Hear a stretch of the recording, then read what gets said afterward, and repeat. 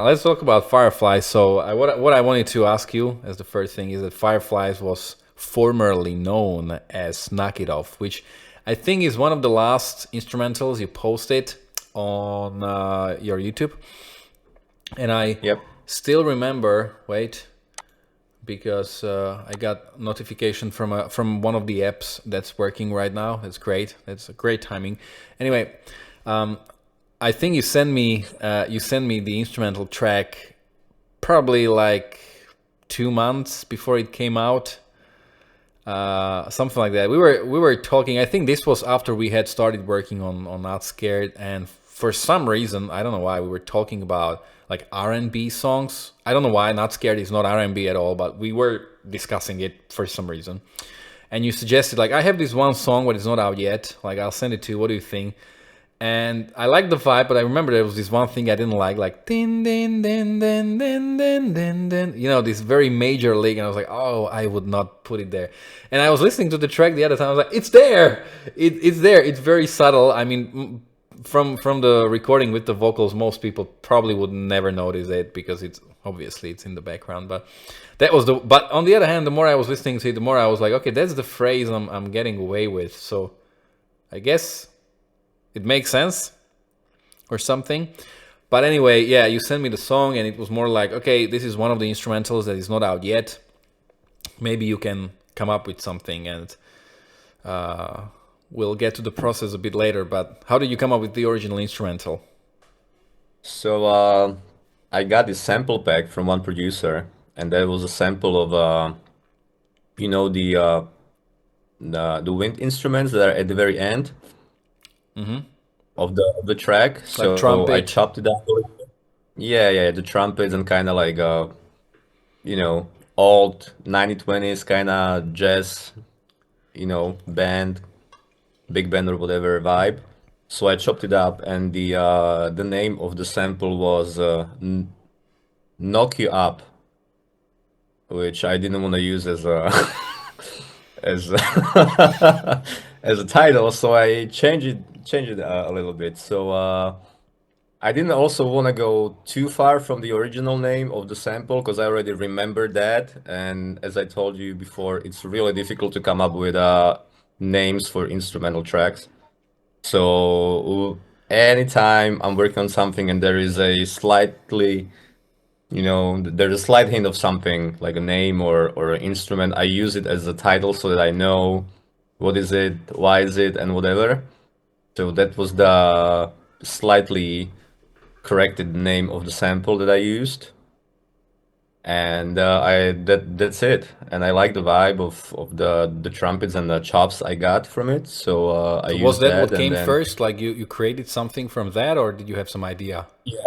yeah, I chopped the sample, pitched up, and just like manipulated the sample, and then I added chord progression, I added those backing vocals and whatever is in the bag, and recorded And I instruments remember around those that backing sample. vocals. Yeah, you sent it. I was like, that. I thought about doing it myself, and I'm like, damn, that's actually pretty high. Like I can't do it, but it's like Lubo has some range, I guess. And you told me like it doesn't have to be there. You know, it's not the best melody in the world. I just came up with it. I was like, no, it's good. I like it. Like I mean, I don't know how I would react if there was no melody. Like if I had like no pre-inspiration, you know, so to speak. But Yeah. I was like, yeah, it fits the vibe, like it works. So what's the point of changing it? But at the end of the day, I mean, I came up with a sort of a different melody for the chorus, and I think that the vocals are there in some chorus in the last one, or I was really like indecisive about those vocals, like where to place them and where not to place them. I'm pretty sure we exchanged a few versions without those vocals in either outro, intro, or choruses, and I think I left. I'm not sure, but I think I left them at the beginning, at the very end, and in one of the choruses. I'm not sure. I'm not sure.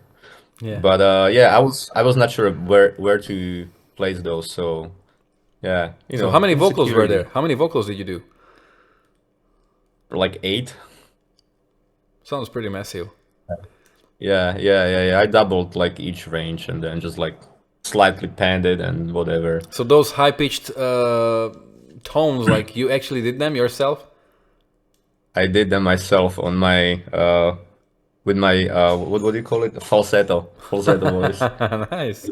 You add a little bit of distortion to it, and Yeah. then you blend it with not that high vocals, and all of a sudden it's not right there, but it's kind of like it gives you the sense, as you said, like it's high, but Yeah. it's I don't know, it's not mixed very prominently Uh-huh.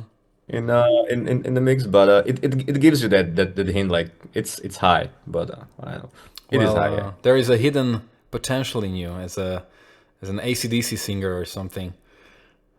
Right. Yeah. I gotta get in touch with Angus before he dies. Yeah, so that was pretty cool. Okay, I didn't know about And how so you put it together. I really like this. Like you learn new things and you kind of get a different perspective. Yeah, that's cool. yeah, but I think I recorded those backing vocals after I had like the full harmonic picture of the song. Like I firstly like because I knew that the sample is so easy. I think it's just two chords or something. And with songs that easy, I try to add a harmonic change in pre-choruses, a little bit slightly different choruses and outros and stuff like that. So yeah, how was your lyric writing process? The lyrics. Uh, Yeah, the lyrics. that was interesting. I still remember that. I probably should have checked before the video because I don't remember exactly, but I think it might have been the end of May, or I'm not sure if it was April. Probably it was in like May, and we were supposed to call each other. I think because of the songs. That's what we talk about mostly this year. And I went out with my wife and my two kids. We went just somewhere out with bicycles, and it was like a sunset, like late spring sunset, I guess. And you wrote me, maybe you answered something, I don't know, like, yeah, we can get in touch, whatever. And I'd send you the picture of myself playing with the kids. I think they were on some kind of a roller coaster, and I was just like turning it around or whatever. And you were like, it's fine, like, be there for your kids, enjoy it, and we'll talk when you come home. And I was like, you really should be there for those moments, for those kids. And that whole, because I realized that whole afternoon with the sunset, it was a sort of like a moment. Of course, maybe it was like 90 minutes that we went there, but I was like, this is a moment that it probably will never happen again like this. And I thought about it. I was like, okay, maybe this track, knock it off, could be about this, about like being there, being present in the moments. And then as I started writing the lyrics and I started writing the words, and we'll probably talk about the process of coming up with the melody and about the gazillion changes we made to the song. But when we had the final melody and I and I started writing it, I remembered my nonsense that I sent you, because I always just improvise and sing nonsense. It was like another wanderer. It was wanderer, and I was like another firefly. I'm like, that has the same amount of syllables, fireflies. And I thought about, like, it's been a while since I've seen fireflies, but they're like the symbol of the summer coming to an end. And I think that we even talked about releasing the song still within the summer. And I was like, that's a good metaphor for something that's unique, but that also suggests the ending of something, like the ending of summer. And that's why the song eventually became Fireflies, because all of those moments, and I mean, it doesn't apply just to your kids, but your kids grow up so fast that you can kind of see that a bit better as just normal experiences in your life. And these Fireflies became like a metaphor for all of these moments that are very unique. And sometimes people go through these moments and they are not there. They don't realize it, and they lose so much. And this song is almost like a reminder for myself as well, that be there. Like any distraction, just put it away, and whatever happens, just be there. Be aware, and you're gonna really appreciate it later on. As memories. So almost tearing up a little bit as I'm talking about it. It's really nice. I really like when whenever I check the interviews of songs that I like and I relate to, if there's like a deeper meaning behind lyrics or message, it always kind of like resonates with me. So this is really nice thing that you're describing because I can relate to it as well. So yeah, I really like the message of the song. It's very nice. And I think that it was affecting you in not the best way during the summer, which Yeah. is why, like, I think originally, because this song was finished way before Not Scared came out. Well, finished, I mean, like, in terms of, like, the vocals. Yeah, finished, like, in terms of recording. But this Like is, it's done. yeah, it wasn't done, yeah, but the vocals and this stuff was done. And I think that it was like probably the end of June, and we are talking like, okay, Not Scared should come out like the first thing in July or in summer, whatever, and then we can probably have Fireflies coming out before the end of summer, which would kind of correspond with the title Fireflies. But it came out in the early fall, I think in September, which you can say it's an Indian summer. We still kind of get it. Probably no fireflies anymore outside there, but we almost. But there was a reason Yeah. why it took so long, wasn't there?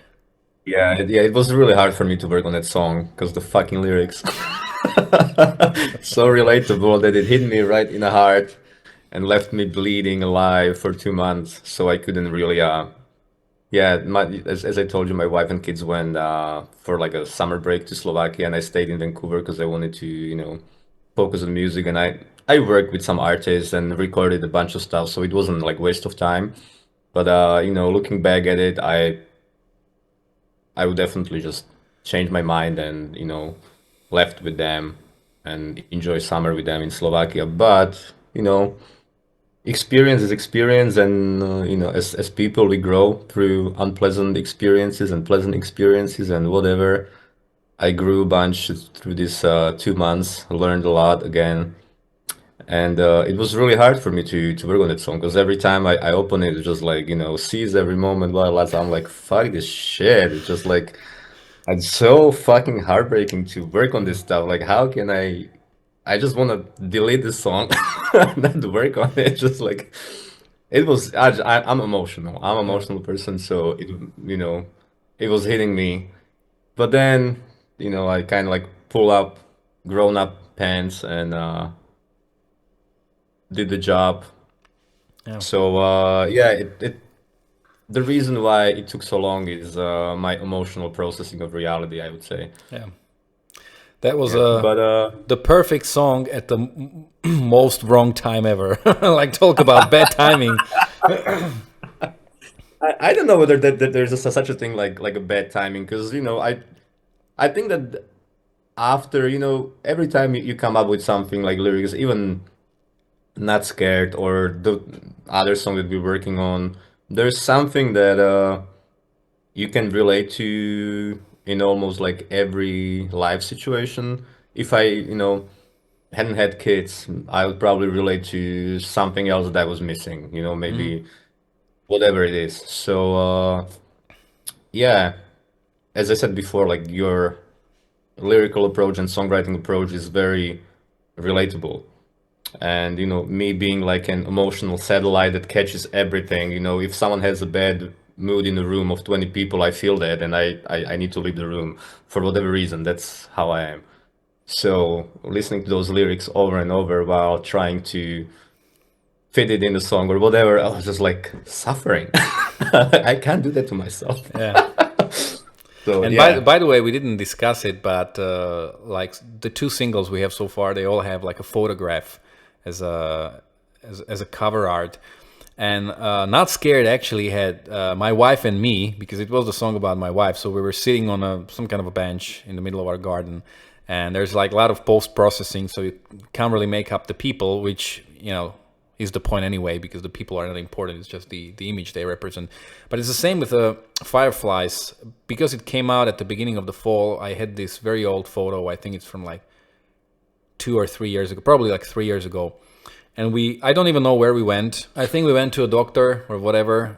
Doesn't matter. But I had my son in my arms, and I was standing close to a car, and Julie picked up this like leaf, a very autumn like leaf, and she put it like this, and she took a photo of us. I think there were more photos, there probably were like 4 or 5 or whatever. And I saw this photo and I was like, this could work for Fireflies. Like one of my kids is there, even though again with the post processing you can't really make up the people. It's more the leaf that you kind of pay attention to. But I was like, it's pretty fitting to the vibe of the song, I think, even though the song could pass, I think, both as a summer song and as an autumn song. I think it kind of fits both. But I was like, this is a pretty good photo. So I like this concept, like to go like this in the future, that probably all the songs are going to have some kind of a photo. Yeah, but what we didn't talk about is like how much we kept changing the fucking song. Like not scared. Well, I mean, not scared. Like, we talked about it in the previous interview. Basically, how you came up with the original instrumentation. Basically, that's how it is. But Fireflies, oh my god. yeah. Well, there are songs like this, and then there are songs that come together easily. So it's nothing unusual. It just sucks when it happens to you. Like the You know. first pre-chorus, say goodbye. So I think that pre-chorus actually was there the second time around as well. It was shorter, and then also before the final chorus it was there, but it was like longer, and I had fitting lyrics for all of those different melodies, and then you were just like, nope, it's not there anymore, and I'm like, okay. Yeah, because I realized, some. I must say that every time I get an idea for an instrumental, the second thought that comes to my mind is, okay, what's the arrangement of the track that this is going to be eventually, right? And sometimes I count the bars properly, sometimes I don't, because it's just like I don't know, I'm not I am detail oriented, but not always, I'm detail oriented when I need to be, and arrangement, like whether it's 4, 8 bars or whatever bars, I just it did, for whatever reason, it didn't seem to be important. But then when you got a lyricist and singer like yourself and you listen to the track, it's like it is different. That's fine, but I wasn't sure whether I was looking for something like that arrangement wise in such a simple and easy going song that you don't really have to think about, just all you have to is just listen to it. So I made a selfish decision and scratched that part. It's But fine. I mean, I'm sorry. Well, okay. Yeah. But I mean, like Yeah. I mean, the song has a pretty, I would say, unique almost song structure, because it's like you've got verse, pre-chorus, chorus, verse, different verse, chorus, and then it's like verse slash bridge, where I sing in a little bit of a different way, and then we've got the final chorus. to talk about it. Talk about that. Talk about that part. Talk about that part. How did we I call that won't. part? Remember? We called it a black woman singer or something like Yeah, that, right? Like a black. I channeled my inner black singer diva, because I like it. It is somewhere there. I was always fascinated. I love Whitney Houston, some of her songs. I was even trying some of her songs, which is interesting. I've got nothing, nothing, nothing if I don't have you. It sounds more Iron Maiden like when I sing it, because obviously it's not written for a guy, but those yeah. Don't make me close one of my door. It's just, but those songs are so great.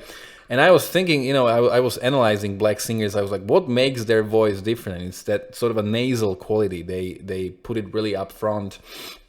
And when I was writing this song, like the melody for it, was just an improvisation. And we got to that section, and I was just, I started with this, like, whatever. And then I sent it to him. I was like, I mean, it's just something I came up with, like, whatever. But the more I listened to it, I was like, that's, I think, not very like expect it there. Like people probably wouldn't expect something like that there. And I thought that it's I think it's interesting. And I remember when I recorded the song, and this is also a very funny story. I still remember, I sent you the picture behind the mic. I'm like, I'm gonna record a song. 2 minutes later, I sent you the picture with my daughter. My wife just bring me the daughter. She was like, I'm going to do something. And I waited for like 30 minutes there with her. I was like, yeah, that's kind of nice. And I had to warm up again. Also, compared to Not Scared, I actually did practice this song, because Not Scared, I was kind of like an asshole. I just sat down, I was like, let's record it. And then, what happened with Not Scared a few times was like, I recorded something, I was like, that's pretty good. And then I listened to the melody we agreed on, I'm like, oh, the melody is different. So I had to go back and re-record it, the actual melody. So Fireflies, I did actually practice so that I didn't have to lose time over this. And I recorded it in maybe similar way as Fireflies. Like there was a lot of raspiness, a lot of overdrive on the voice, kind of like the final chorus. And I was struggling a little bit because most of it was like 1 or 2 takes, but that black woman singing, that I did like 7 takes, and I didn't like them. I was like, I don't know, like, what is it? Why doesn't it work? And I sent it to you, and you were like, it's good. Like, if you don't like it, like, let's not put it there. But I think it's fine. And then you asked me like a day later, like, I want to try something out. Your tricky request. I want to try something out. Can you send me the lead take, but 50% down with the intensity? So that meant like the volume and the drive. So I did 1 take. I didn't give a fuck about anything. I just did 1 take because I didn't have time. I still remember we went to this family that we kind of meeting. We were out. I didn't have really time, So I just did 1 take. I sent it to you. And actually that black woman singing, it's the whole section, with the exception of maybe 1 word. The whole section is from that 1 take where I just didn't push it. It was like, I see. I just went for it. And then I was like, yeah, it's less forced. I think it's a little bit more natural. And kind of we went with that. And then you were like, I think that this is more of a lyrical song. Like, could you, do a real take, like without the overdrive? And that's when I regretted actually rehearsing the song, because I was already used to singing that song like that. I'm like, like how am I supposed to sees every. Oh no, it doesn't sound good. No, I can't do it like that drive. Sees every moment while it lasts. It was there. And now suddenly I was supposed to turn it off. So that took me almost as long as recording the song before, just getting that very clear, very raspy-less or drive-less, just like normal color of the voice. I think I got it. There are a few sections that were left from the original, like the end of the pre-chorus. You can hear a little bit of it, but it's still kind of on the softer side. But yeah, that was a little bit of a struggle. But I think right now the song has more of a build-up. Like the first 2 choruses are really down there. There's no rasping. It's a very clean voice, very pristine color. You hear the voice as it is. And then at the end, we just use the original where I just kind of smash you against the wall. Like, fucking be there for whatever happens. Yeah. I must give you kudos for putting up with my shit all the time, all the requests that I have. But it's a little bit your fault as well, because if I knew that you're like a singer that if I get the good take from you, just don't touch it. It's good. Just go play soccer or whatever. I'm gonna do the job. But I can ask you for shit, so I'm asking. Yeah. Yeah. And you said that yourself that when we talk at the very beginning, about working on music and stuff, you were like, yeah, you can push me whatever you want. Like, I like the challenge. You can just ask. And I'm like, okay. Oh, I forgot about that. Famous last words. No, Yeah. but that applies. Yeah, it definitely does apply. Yeah, and I must say that I got feedback on the song saying that the unexpected part is a really nice scene change that you are not expecting in a song like that, which is the goal, right? Yeah. I remember playing So it to a few people, and you know what to expect. So that section was about to come up. I was like this, and people, the song ended, and yeah, it was nice. I'm like, didn't you notice something? And I remember my colleague at work, she was like, do you like singing songs like this? I was like, sure, it's different from what you normally do, but it's good. I'm like, okay, thanks. And my wife, she was like, oh, it's so good. Like, I really love it. I'm like, oh, that's cool. You know, the black woman part. Maybe we can use it again in the future, but there has to be the right context for it. What was your initial Yeah. reaction when you heard it? I think in the improvised take where I was singing garbage, basically just like random words. I wasn't sure. I wasn't sure because what I expected for a song was nice, soft, female, vulnerable vocal that I expected for the song before I sent it to you. That was my pictures. Like nice, mellow, whatever, just goes.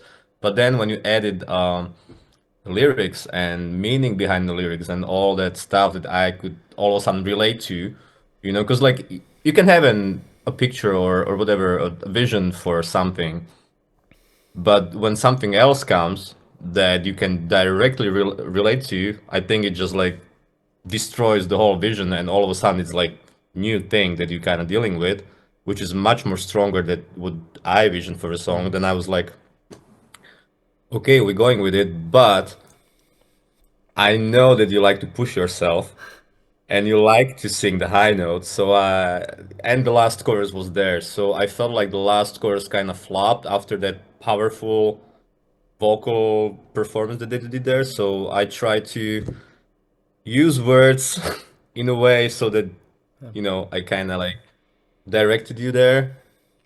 But I was surprised, to be honest. I didn't expect it. Like hearing it for the first, I was like, huh. Now I need to think about this part. I'm not sure. I'm not sure. And I even told you, like, I'm not sure about this part. It's just like at the end of the day, the singer has to have, at least in my opinion, if it was like absolutely not fitting, if all of a sudden you were singing about, I don't know, something totally different, unrelated with this voice, I would be like, dude, this is just like, what is this? But it was relatable, and as you said, it was building up the song and the tension in the song and everything. So knowing you as a singer, knowing my options, I tried to kind of like get where I wanted to, and you delivered. So it was surprising for myself, but turned out great. Bottom line, there was a lot of work on that song. I still remember when I sent it to you, I was like, I think it's actually quite good. And you were like, I will need to change the instrumentation in that part. And I was like, because of me? And you were like, yeah. And then I think that the original instrumentation in that section was like almost like a power chords or something. And then you like did this like, what is it called? Like I don't even know what it's called. Snaps. Snap. Snaps, yeah, snaps. Of course, tennis. Now I remember tennis and the snap of the finger. Yeah. So you were like, what about Lorde, she's called. Like going in that direction. I'm like, okay. And then when I heard it, I was like, oh, okay, I see what he. Because you told me that because the vocal originally was so powerful there, you were like, the instrumentation is powerful, and it's like, what are we, a rock band suddenly? Like, let's dial it down. Let's go back to how the song started, and it was interesting. Yeah. Yeah. You're right. I totally forgot about me changing that part. I don't even remember what the original part is there, but I like the kind of like just 808s with a sound and your vocals just as so that it's about the vocal, right? When I hear the song every time that starts like the moon slowly or the sound of whatever it is at the beginning, like that instrumentation, that color is like I'm sitting in a car, somebody's driving, I'm sitting in the back, I'm looking through the window, like the sun is setting down, the sun is absolutely shining in my eyes, so I can barely see. We're like going slowly, and it's like indie vibe. But that's kind of the vibe I was getting, and that's why I tried. I'm not sure if I succeeded, but I tried to make at least the verses singing wise kind of like lazy, like the sun slowly sets in. It's kind of like there's a lazy vibe. Of course, it kind of gets going after a while, but that initial, because even that I remember that I had this na na na, and you were like, I'm not sure, man. Like, can't you come up with different melody? And I had a few, but then I was like, I like it because it's, I don't know, it's maybe not traditional and then you were like, and you know, usually some time passes, and I was like, I want to go with the original melody, and you were like, what? Like you don't remember anymore, like, you know, because we were just doing so much stuff. So that's how the lyric came to be, and yeah, it was nice. It was very different. So we had two songs, both totally different on different spectrums. So I was like, okay, right now I think we've been through it all, and anything else we're gonna do is just gonna be somewhere in between, probably. Well. We are adding another element of you in the third song we're working Yeah, on, and another possible maybe a female feature. We'll see. We'll yeah, see. would be cool. Uh, but what is the third feature that you're gonna present? Or Should what is another feature you're gonna present in the third song we're working on? should That's I the already question. reveal the secret? No. Okay, it's gonna be more of a surprise later on. Yeah, Yeah. that's gonna be fine. But you know, what are we gonna do? Because there's the fourth song, the Muse slash Queen lag, which is maybe more of a rock song in a way, and then we have to figure out some ways how to. You can push me however much you want. That's It's on the video now, so be prepared. yeah. Okay, so I think we covered everything you wanted to about the song. Yeah. I think this time we went shorter, just slightly over half an hour, so that's good. Well, not short, definitely by any means, but yeah, Shorter, I said shorter. yeah. Okay, so I guess that's it about the song. Not sure if there's anything Yeah. you would like to add. No, just keep on writing a very good, catchy melodies and relatable lyrics. That's all I want to add. And keep giving me very colorful instrumentals so that I can get into the mood and be like sitting in the window and the sun is burning my eyes and the moon slowly setting. Yeah, you know, the I image was will. there. The image was there.